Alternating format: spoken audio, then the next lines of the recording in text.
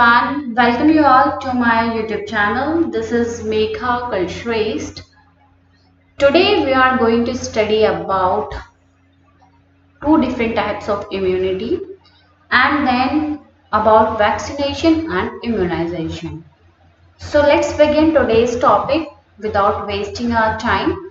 Let's see in a flowchart form first. पहले हम एक flowchart बना लेते हैं कि क्या हम आज पढ़ेंगे। देखिए इम्यूनिटी क्या होता है।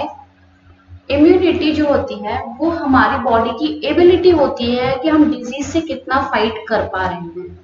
यू नो दैट कि every day we come in contact with different microorganisms. तो लेकिन हमें सारे डिजीजेस तो नहीं होते हैं, है ना, कुछ ही होते हैं। हम इतने सारे कांटेक्ट में आते हैं माइक्रो ऑर्गेनिजम्स के, but still we are not able to get that disease. What will be the reason of that? Reason is that कि हमारी बॉडी में इम्यूनिटी है। ओके हमारी बॉडी डिजीज से लड़ सकती है। So that's because of that we are not able to get the diseases. ठीक है, तो वो इम्यूनिटी हमारी स्ट्रांग होना is very very important. Okay जैसे कि आपने अभी कोरोना वायरस को देखा कि बहुत से लोगों में कोरोना वायरस के एक्सट्रीम के सिम्टम्स होते थे, है ना, लंग्स की प्रॉब्लम हो गई, सांस लेने में ज्यादा दिक्कत हो रही है, और किसी किसी में वो विदाउट सिम्टम्स वो सही हो जा रहे हैं। तो कुछ उनमें ऐसा है, कुछ they are having some power, है ना, कुछ उनका इम्यून सिस्टम ज्यादा स्ट्रांग है। सो हमें अपना इम्यून सिस्टम स्ट्रांग रखना है। We have to eat good foods, है ना, विटामिन सी हमें ज्यादा लेना है। We have to drink a lot of water, we have to do exercises. वो चलो एक अलग टॉपिक हो गया, पर हमें indirectly I want to say that we have to keep our immune system strong if we want to live in a healthy way, right? अब देखिए इम्यूनिटी क्या है। एक तो इम्यूनिटी जो हमें बर्थ से मिल रही है, ओके, जिसे बोलते हैं हम innate immunity.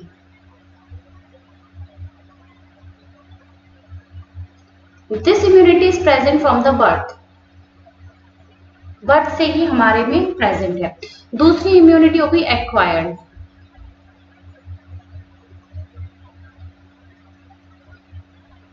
Okay this immunity comes after birth. ये आफ्टर बर्थ हमारी बॉडी में आती है।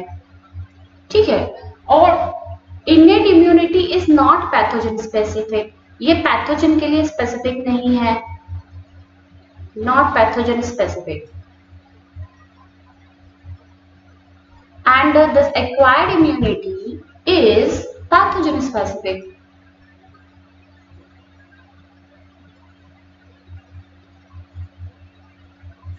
ठीक है, एक्वायर्ड इम्यूनिटी में क्या होता है, हमारी बॉडी हमारे सेल्स को और बाहर के सेल्स को आइडेंटिफाई कर पाती है। So there is a discrimination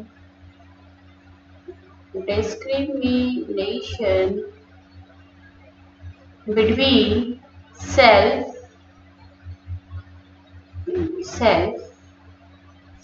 and non self. कौन सी सेल्स हमारी हैं, हमारी बॉडी की हैं, कौन सी बाहर से आई हैं। ओके एंटीजन हमारी बॉडी का है या बाहर का है।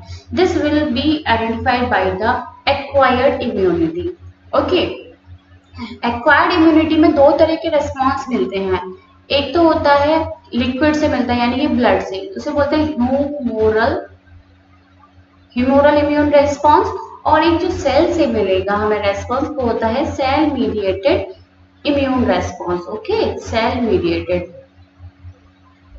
ये अभी हम सब आगे डिटेल में पढ़ेंगे। ह्यूमोरल इम्यून रेस्पॉन्स मिलता है बी लिम्फोसाइट से, and cell mediated immune response मिलता है हमको टी लिम्फोसाइट सेल से, राइट? अब आपके जो इननेट इम्यूनिटी यानी कि जो बर्थ से प्रेजेंट है, इसमें हमारी बॉडी ही हमें बचा रही है ना। हमारी बॉडी में क्या है, बैरियर से कुछ जो उन माइक्रो ऑर्गेनिज्म को या किसी पैथोजन को या कोई बाहर का एंटीजन को अंदर नहीं आने देते हैं। तो इसमें एक तो हमारे हो गए फिजिकल बैरियर, ठीक है, दूसरा हो गया फिजियोलॉजिकल,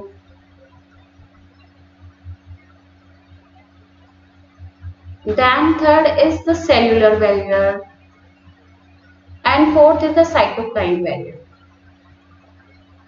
तो ये आपको 4 बैरियर याद रखने हैं, ठीक है। फिजिकल बैरियर मतलब हम कोई फिजिकल रुकावट है हमारी बॉडी में जो माइक्रो ऑर्गेनिजम्स को अंदर नहीं आने दे रहा, जैसे कि हमारी स्किन है। स्किन क्या है, प्रोटेक्शन का काम कर रही है हमारी बॉडी में। स्किन को पार करके, स्किन को क्रॉस करके ऑर्गेनिज्म नहीं आ पा रहा है, तो it is acting as a physical barrier.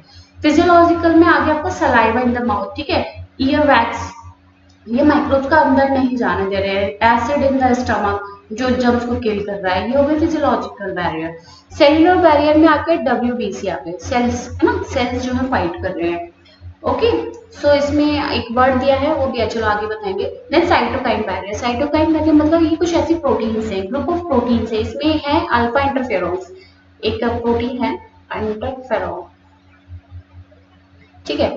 Cytokine is a group of proteins, तो सेल ही ये सिक्रिएट कर रहे हैं। इसमें एक प्रोटीन है इंटरफेरॉन, जो जब हमें कोई वायरस इन्फेक्ट कर जाता है तो उस पर्टिकुलर सेल्स जो होती हैं वो स्टार्ट करने लग जाती है इंटरफेरॉन। इससे क्या होता है, जो वायरस है वो आगे फर्दर सेल्स में नहीं रेप्लिकेट कर पाता है और इन्फेक्शन वहीं का वहीं रहता है पर्टिकुलर जगह पे और फैलता नहीं है बॉडी में। Okay, this is clear. तो this is the innate immunity which is present from birth and it is not pathogen specific, यानी कि ये पर्टिकुलर पैथोजन के लिए थोड़ी ना है कि अगर हमारी स्किन रोक रही है तो ऐसा थोड़ी ना है कि साल्मोनेला का जो टाइफाइड कॉज करता है, साल्मोनेला टाइफी, उसको रोक रही है, या पर्टिकुलर कोई भी पैथोजन को रोक रही है, ऐसा थोड़ी ना है। But it is not pathogen specific. Okay, सारे पैथोजन को रोक रही है। Acquired immunity is pathogen specific, okay, क्योंकि इससे बन रही है एंटीबॉडीज। एंटीबॉडीज अगर बन रही है तो पैथोजन स्पेसिफिक है, पर्टिकुलर पैथोजन को मारने के लिए, उसको न्यूट्रलाइज करने के लिए there is a particular antibody in our body. Okay, अब इम्यूनिटी को एंटीबॉडीज के बेस पे भी दो में डिवाइड किया गया है। एक हो गई एक्टिव इम्यूनिटी एंड दूसरी होगी पैसिव इम्यूनिटी, ठीक है। एक्टिव इम्यूनिटी में एंटीबॉडीज हमारी बॉडी बना रही है, antibodies made by body itself, ठीक है। पैसिव में रेडीमेड एंटीबॉडीज दी जा रही है, रेडीमेड बाहर से दी जा रही है, ठीक है। Getting my point. एक्टिव में एंटीबॉडीज हमारी बॉडी खुद बनाती है। अब इसमें भी दो तरह की हो गई, नेचुरल और आर्टिफिशियल। यानी कि नेचुरल, जैसे आप चिकन पॉक्स की बात करें तो चिकन पॉक्स का जब वायरस एंटर कर जाता है तो उसके अगेंस्ट एंटीबॉडीज बन जाती हैं। ओके, एंटीबॉडीज बन जाती है, तो नेचुरली हमारी बॉडी बना रही है ना। और आर्टिफिशियल में क्या होगा, पहले हमें वैक्सीन दी जाएंगी। जैसे कोरोना के लिए वैक्सीन लग रही है ना, तो बाहर से एंटीजन जा रहा है हमारी बॉडी में, अब उसके अगेंस्ट एंटीबॉडी बन रही है, तो इट इज आर्टिफिशियली, है ना। हमारी बाहर से इंजेक्ट कर रहे हो एंटीजन को, तब हमारी बॉडी उसको एंटीबॉडीज बना रही है। पैसिव में क्या हुआ, बनी बनाई एंटीबॉडीज बॉडी में डाल दी जाती हैं। इसमें भी नेचुरल और आर्टिफिशियल हो गया। नेचुरल में आप जानते हो आईजी एक एंटीबॉडी है जो मदर के मिल्क से मिलती है, बेबी को मदर मिल्क से मिलती है ना। और आर्टिफिशियल में आ गया, यानी कि रेडीमेड बनी बनाई, सबसे ज्यादा इंपॉर्टेंट ये है पैसिव मतलब रेडीमेड। अब जैसे टिटेनस के अगेंस्ट या स्नेक बाइट कर जाता है, उसके अगेंस्ट क्या होता है, उसी टाइम बंदे को जरूरत है तो उसी टाइम बनी बनाई जो एंटीबॉडीज हैं बॉडी में इंजेक्ट कर दी जाती हैं, है ना। तो टिटेनस वगैरह हमने पहले डिस्कस किया हुआ है, आप जाके देख सकते हैं पहले वाली वीडियोस में। Okay, so this is just layout what we are going to study, है ना। और जो एंटीबॉडीज होती है उनका जो स्ट्रक्चर होता है वो वाई शेप का होता है। इस तरीके से एंटीबॉडी कुछ नहीं, प्रोटीन्स होती है, पेप्टाइड्स होती हैं ये। Okay, right. अभी हम आगे इसको देखेंगे कैसी होती हैं और ये इनकी ये जो चेन्स इनको क्या बोलते हैं, लेट्स सी, ठीक है। Now let's move. सो ये एनसीईआरटी का पूरा पैराग्राफ है, हम इसको रीड करते हैं एक बार। Everyday we are exposed to large number of infections. अभी जो मैंने बात करी कि हम हर दिन बहुत सारे इन्फेक्शियस एजेंट से एक्सपोज होते हैं, लेकिन however only a few of this exposure result in disease. कुछ ही हमें डिजीज कॉज कर पाते हैं, ऐसा क्यों, व्हाई? ये इसका रीजन क्या है, this is due to the fact that body is able to defend itself from most of these foreign agents. यानी कि हमारी बॉडी लड़ सकती है बहुत सारे ऐसे इन्फेक्शियस एजेंट से। ओके, सो इसी को बोलते हैं immunity. This overall ability of the host to fight the disease causing organism. Ability of the host, यानी कि सपोज हमारी बॉडी होस्ट है तो हमारी एबिलिटी कितनी है उस डिजीज कॉजिंग ऑर्गेनिज्म से लड़ने के लिए, that is our immunity. Okay, अब इम्यूनिटी हमने बात करी, दो टाइप की होती है, इननेट इम्यूनिटी और acquired immunity. Innate immunity is non specific, है ना, पैथोजन स्पेसिफिक नहीं है ये, right. It is present at the time of birth. Birth से ही आ रही है भाई, स्किन तो बनी बनाई आ रही है ना आपकी, बाद में थोड़ी ना मिल रही है आपको। सो this is accomplished by different types of barrier. अब इसमें बहुत सारे बैरियर्स हैं जो हमें बचा रहे हैं इन्फेक्शियस एजेंट से। सो ये 4 टाइप के जो बैरियर्स हैं वो हमने देखे हैं। फिजिकल बैरियर, इसमें हमने देखा है skin is the main barrier which prevent entry of the micro organisms. Skin जो है बैरियर का काम कर रही है, माइक्रो ऑर्गेनिजम्स को अंदर नहीं आने देती है। Mucus coating of the epithelial lining the respiratory, gastrointestinal and urogenital tracts. अब आप देखते हैं म्यूकस कोटिंग होती है हर जगह पे, जब हम इनहेल कर रहे हो एयर तो यहाँ पे म्यूकस होता है डोज में, है ना। गैस्ट्रोइंटेस्टाइनल ट्रैक्ट यानी कि जीआईटी में हमारा इस पूरा जो है म्यूकस है। यहाँ पे जेनिटल्स के आसपास, यूरोजेनिटल एरियाज में म्यूकस होता है। तो इससे क्या होता है, जहाँ भी ओपनिंग आप देख रहे हो ना वहाँ पे क्या म्यूकस है, जिससे जो है माइक्रोस वहीं ट्रैप हो जाए। ओके, तो this is a physical barrier. ठीक है, स्किन और ये म्यूकस कोटिंग जो भी है ये हमारा फिजिकल बैरियर का काम करते हैं। देन फिजियोलॉजिकल बैरियर में आ गया एसिड हमारे स्टमक में, सलाइवा हमारे माउथ में, okay, tears from the eyes, ये सब हमारी माइक्रोबियल ग्रोथ को रोकते हैं, tears from the eyes. Okay, ना सेलुलर बैरियर्स में cell, certain types of leukocytes WBC of our body like polymorphonuclear leukocytes। Polymorphonuclear leukocytes, अब इसका मतलब क्या होता है, देखिए ल्यूकोसाइट्स का जब आप क्लासिफिकेशन पढ़ेंगे, WBC ल्यूकोसाइट्स होते हैं, ठीक है, they are divided into granulocytes and agranulocytes। Granulocytes में ग्रेन्यूल्स होते हैं और ग्रेन्युलोसाइट्स की खासियत है कि इनका जो न्यूक्लियस होता है वो ना चेंज करता रहता है शेप को, तो that is polymorphonuclear leukocyte. Okay, change नहीं करता रहता, sorry, it is lobed nucleus होता है उसकी। जैसे अब आप देखोगे इसको, पहले हम ग्रेन्युलोसाइट्स के नाम लिख लेते हैं, basophil, eosinophil and neutrophil.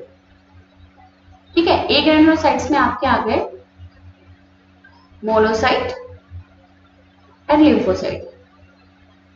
Lymphocyte दो तरह के होते हैं, बी लिम्फोसाइट और टी लिम्फोसाइट। बी लिम्फोसाइट कहाँ बनते हैं, बोन मैरो में, तभी इसलिए इनको बी लिम्फोसाइट बोलते हैं। टी लिम्फोसाइट्स कहाँ बनते हैं, थाइमस, मैच्योर होते हैं, नॉट बनते, मैच्योर होते हैं थाइमस में, इसलिए इनको टी लिम्फोसाइट्स बोलते हैं। ओके, सो बेसोफिल, ईओसिनोफिल और न्यूट्रोफिल, इनके जो आप न्यूक्लियस देखेंगे ना, किसी का न्यूक्लियस एस शेप होगा, है ना, न्यूट्रोफिल का न्यूक्लियस जो है मल्टी लोब्ड होगा।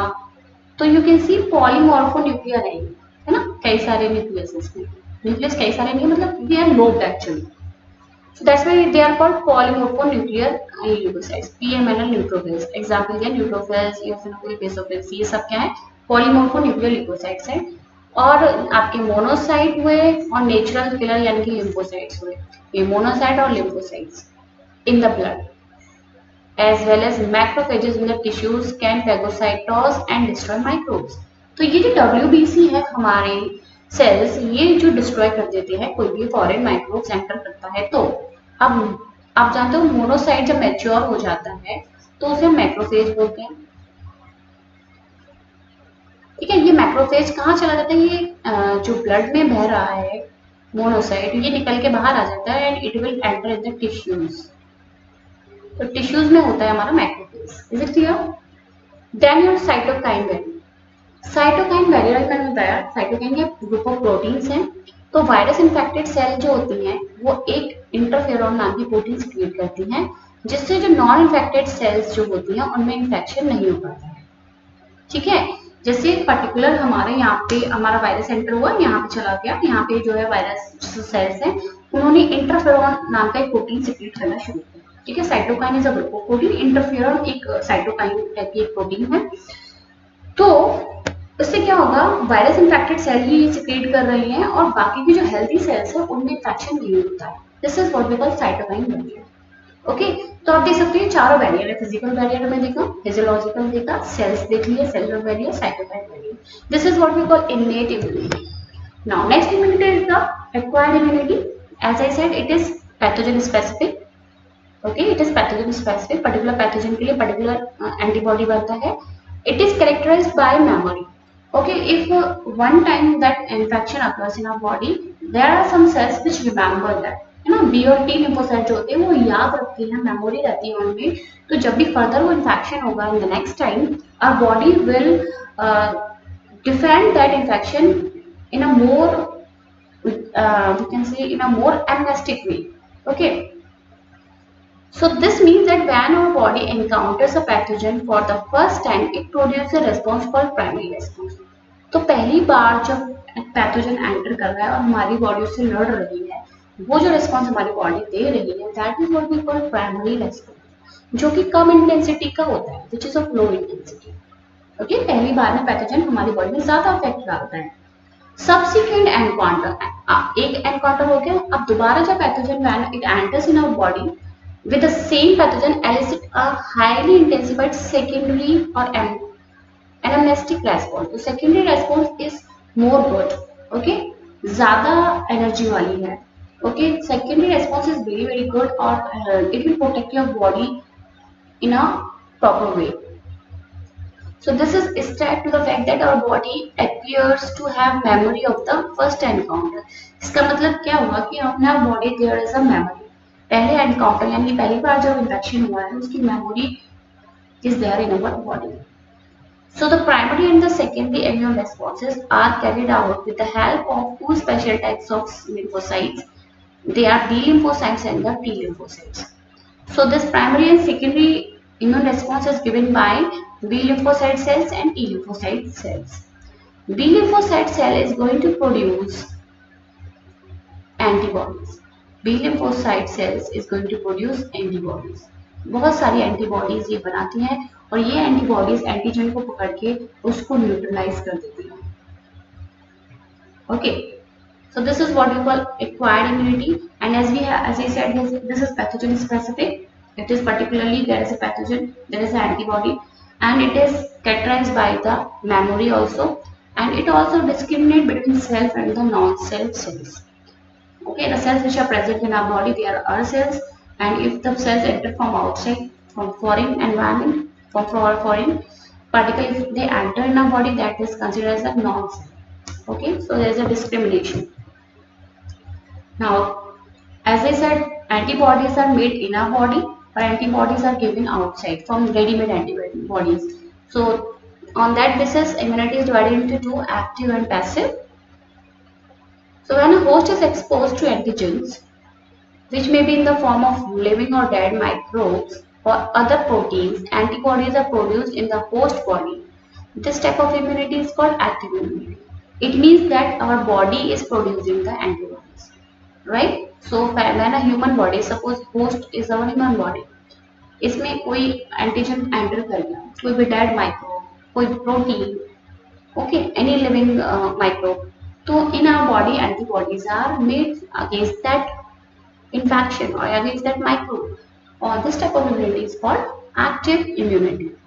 Active immunity is slow, okay, ये धीरे धीरे होती है, but it takes time to give its full effective response. Okay, ये slow है और it takes time to give its full effective response, but it is long lasting. बहुत time तक रहेगी, long lasting होती है। Injecting the microbes deliberately during immunization or infectious organisms gaining access into the body during natural infection induces active immunity. So you know that during the vaccination, when the vaccines are given in our body, so in that what is given? That microbe is given, okay, or any antigen of that microbe is given. So what will happen then? Our body start making antibody against that.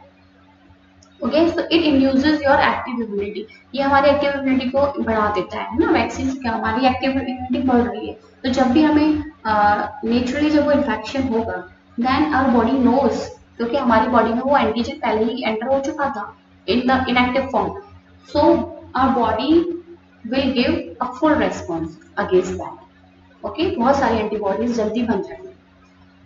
Now, when ready-made antibodies are directly given to protect the body against foreign agents, it is called passive immunity. Passive immunity क्या है? जब readymade बनी बनाई antibodies हमारी body में inject की जा रही हैं तो उसे बोलते हैं passive immunity, readymade antibodies. Okay, so you know that why mother milk is considered very essential for the newborn, because it contains an antibody called IgA. IgA antibodies is present in the mother's milk, right? This is called colostrum. It is yellowish in color. So it was mentioned over here, IgA antibody होती है बहुत सारी to protect the infant, बच्चों को बचाने के लिए.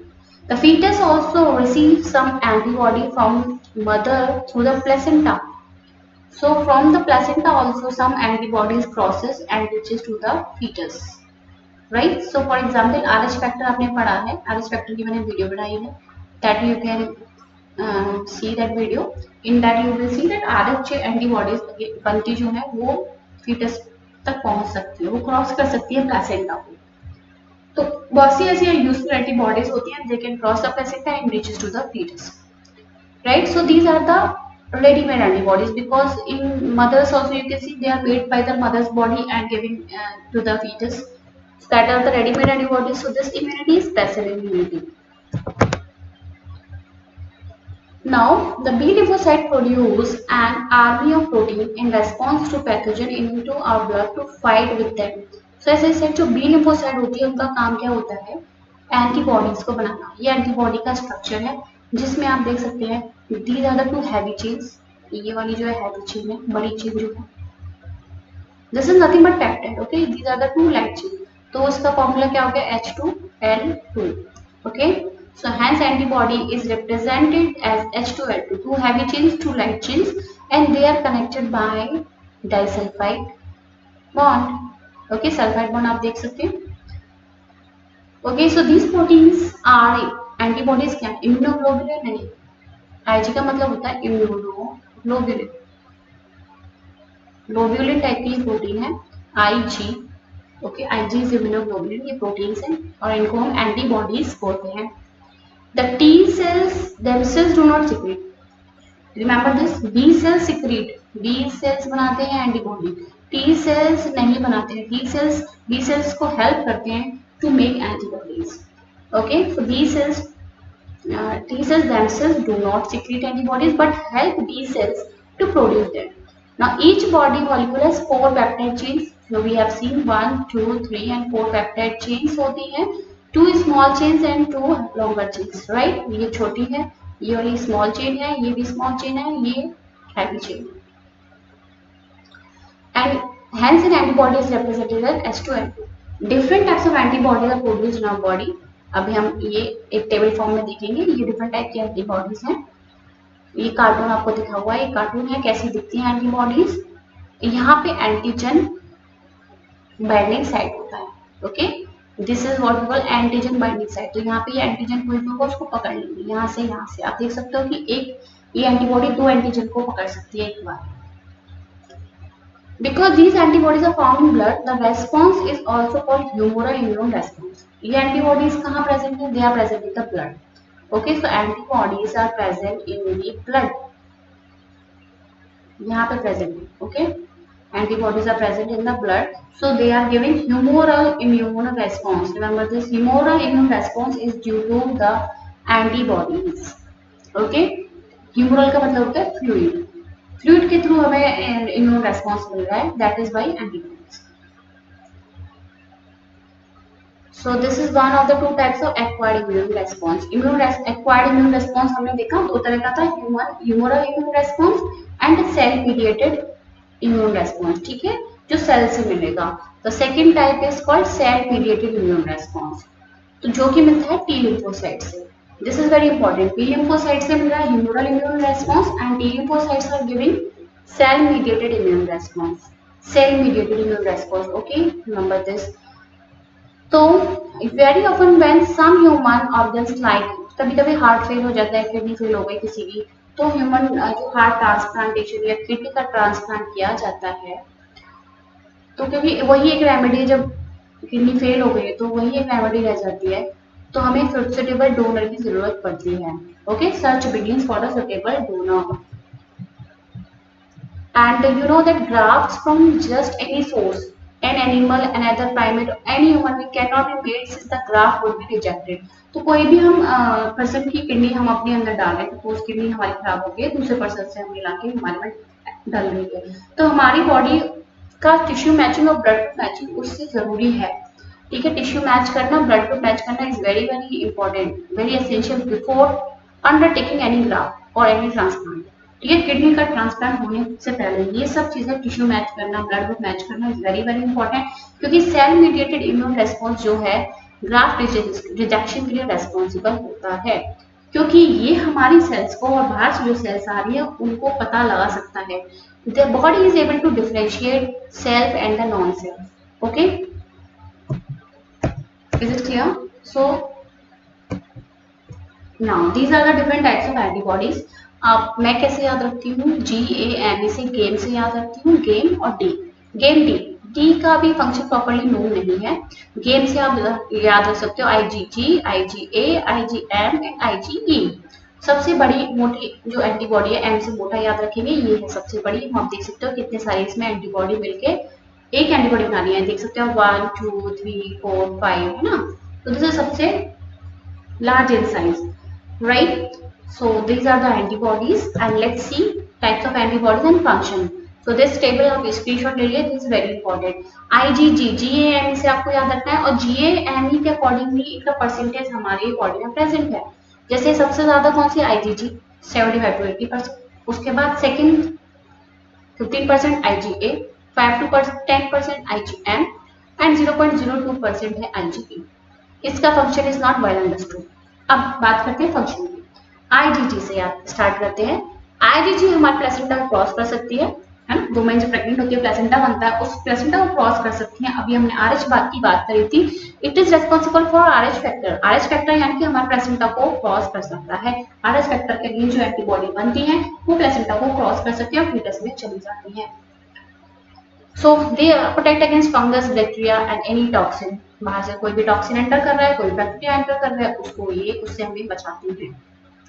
Okay, IgA type की जो एंटीबॉडी है ये सिक्रेट करते हैं जहाँ पे भी हमारा म्यूकस प्रेजेंट है। ओके, म्यूकस हमारी नोज में होता है, हमारी आईज में होता है, सलाइवा में होता है, ईयर वैक्स में होता है, डाइजेस्टिव ट्रैक्ट में होता है, मिल्क में होता है। तो यू कैन सी सिक्रीशन जहाँ से भी हो रहा है वहाँ पे क्या है? IgA है ना? तो आप जानते हैं मिल्क में IgA होती है, right? So this is IgA antibody. IgM, it is present in the blood, responsible for blood transfusion reaction, ABO type of system, blood group जो आप जानते हो AB और AB, whatever the blood group is there, that is because of the IgM antibody. Okay, this is the first produced to encounter pathogen। सबसे पहले यही encounter करती है pathogen। Okay, IgE involved in the allergic reaction। It is very important. IgE किसके लिए involve है? Allergic reactions के लिए।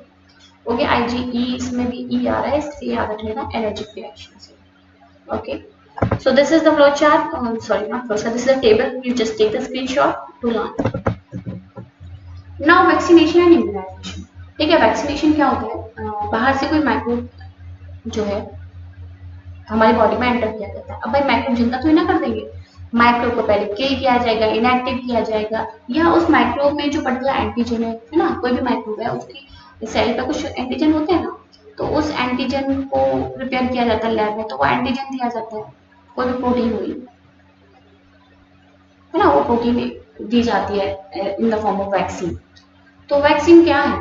पहले तो हम ये बात करते हैं कि प्रिंसिपल ऑफ इम्यूनाइजेशन और vaccination based on the property of memory. This is important कि इम्यूनाइजेशन और वैक्सीनेशन की का जो प्रिंसिपल है वो किस पे बेस्ड है? मेमोरी पे। क्योंकि जब वैक्सीन दी जा रही है तो हमारी बॉडी उसके अगेंस्ट एंटीबॉडी बनाती है, और वो एंटीबॉडी जब फर्दर हमें नेचुरली वो इन्फेक्शन होगा तो हमारी बॉडी पहले से हमें उसे पता है कि ये इन्फेक्शन पहले आ चुका है, ये एंटीजन पहले आ चुका है, तो हमारी बॉडी तेजी से उसके अगेंस्ट फाइट करेगी। ओके, तो मेमोरी पे प्रिंसिपल जो है इसका बेस्ड है।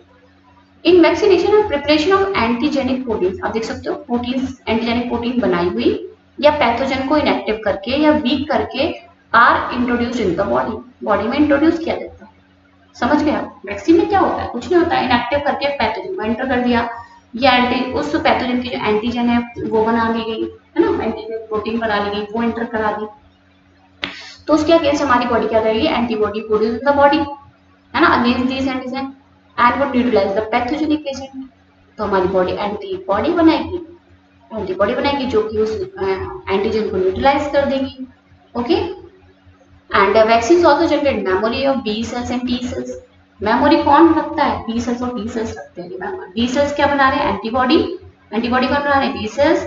सेल मीडिएटेड इम्यून रिस्पांस किससे मिलता है, टी सेल्स से।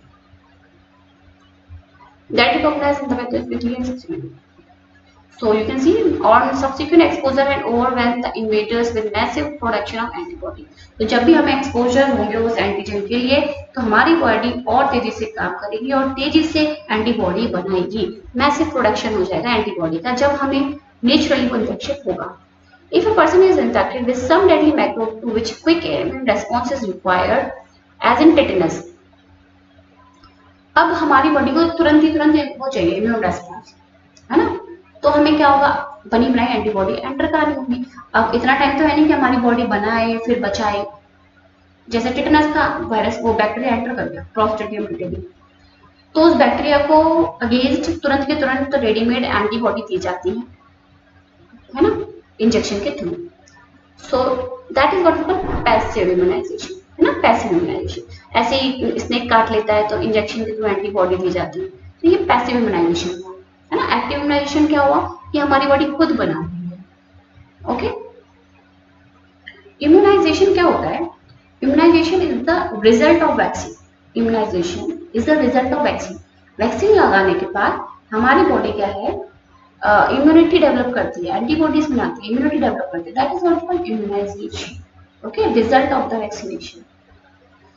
So this type of immunization is called passive immunization। Immunization समझ के, पैसिव मतलब जो बाहर से एंटीबॉडी तुरंत दी जा रही है, जैसे कि स्नेक के काट गया या फिर टिटनस में दी जाती है बनी। अब इस टेक्निक में, वैक्सीनेशन में, रिकॉम्बिनेंट डीएनए टेक्नोलॉजी का बहुत बड़ा रोल है। रिकॉम्बिनेंट डीएनए क्या होता है, एक वेक्टर डीएनए लिया जाता है किसी भी बैक्टीरिया से या यीस्ट से या बैक्टीरिया से, उसमें एक बैक्टीरिया में आपने सुना होगा एक प्लाज्मिड होता है ना, प्लाज्मिड होता है, उसको निकाल लिया जाता है, उस प्लाज्मिड में इंसर्ट कर दिया जाता है हमारा जीन ऑफ इंटरेस्ट, इंसर्ट करके फिर से इसको बैक्टीरिया में डाल दिया जाता है। ओके, ये bacteria is the host now. अब ये बैक्टीरिया जब रेप्लिकेट करेगा तो ये हमारा जीन ऑफ इंटरेस्ट भी रेप्लिकेट करेगा। तो वैक्सीनेशन में आरडीएनए का बहुत बड़ा रोल है। ये जो डीएनए है इसको भी आरडीएनए कहेंगे, recombinant DNA. Okay, so hepatitis B vaccine produced from yeast by this technology। hepatitis B की वैक्सीन्स yeast में बनाई गई है ना, by the recombinant DNA technology। I hope this topic is clear to you। Thank you for watching। Give your valuable feedback and subscribe to my channel।